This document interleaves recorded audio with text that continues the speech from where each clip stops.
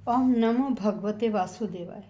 प्यारे भक्तों, हम श्रीमद् भगवद गीता के 6 अध्याय का श्रवण पूर्ण कर चुके हैं। आज हम 7वां अध्याय भगवद ज्ञान का श्रवण करने जा रहे हैं। ध्यान योग में श्री कृष्ण ने अर्जुन को बताया कि कैसा योगी सर्वश्रेष्ठ है। अब यहाँ अर्जुन के संदेह का निवारण कर रहे हैं। यहाँ कह रहे हैं कि देखिए, जो तुम पूछना चाहते हो अब मैं आपको वह बड़े आसान तरीके से समझाता हूँ, जिससे आपको अच्छी तरह से समझ में आ जाएगा। भगवद ज्ञान।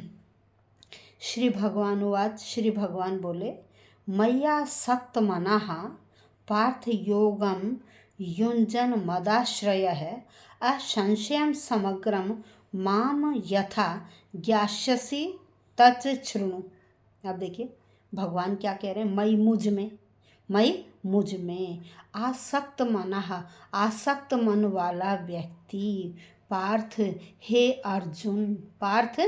अर्जुन, योगम क्या? आत्मा का साक्षात्कार, आत्म साक्षात्कार। युंजन का मतलब अभ्यास करते हुए। कह रहे आत्म साक्षात्कार का अभ्यास करते हुए मत आश्रय है, जो मुझ में आश्रित हो जाते हैं, मुझ में ही अपना चिंतन लगा देते हैं, अपनी चेतना मुझ में ही लगा देते हैं। कह रहे असंशयम, निस्संदेह, समग्रम, पूर्ण रूप से, समग्रम पूरी तरह से, माम मुझको यथा जिस तरह से ज्ञास्यसि जान सकते हो, तत् शृणु वह सुनो। अब उनके संदेह का निवारण करते हुए कह रहे हैं कि हे पृथा पुत्र, हे अर्जुन, तुम किस तरह से मेरी भावना से परिपूर्ण होकर अपने मन को मुझ में आसक्त करके संशय से रहित होकर किस प्रकार से आप मुझे जान सकते हैं। तो आइए मैं उसी रूप में आपको बताता हूँ। यहाँ पर श्री कृष्ण आत्मीयता के कारण, भाई अर्जुन के साथ उनका मित्र जैसा भी व्यवहार है, अपनी आत्मीयता के कारण, कह रहे आत्मीयता के कारण जिसका मन भगवान की तरफ लग जाता है, जो सब प्रकार से भगवान का ही आश्रित हो जाता है, या जिसने भगवान के साथ अपने नित्य संबंध को पहचान लिया है, ऐसा भक्त भगवान के सारे रूपों को जान लेता है।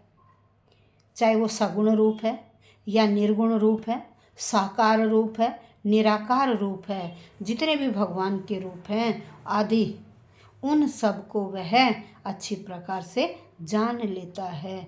यहाँ कृष्ण कहते हैं कि अपने जो मेरा समग्र रूप है ना, मैं उसका उस ढंग से अब वर्णन करूँगा, बड़ी सुगमता पूर्वक, बड़ी आसानी से, जो तुम्हें अच्छी तरह से समझ में आ जाए।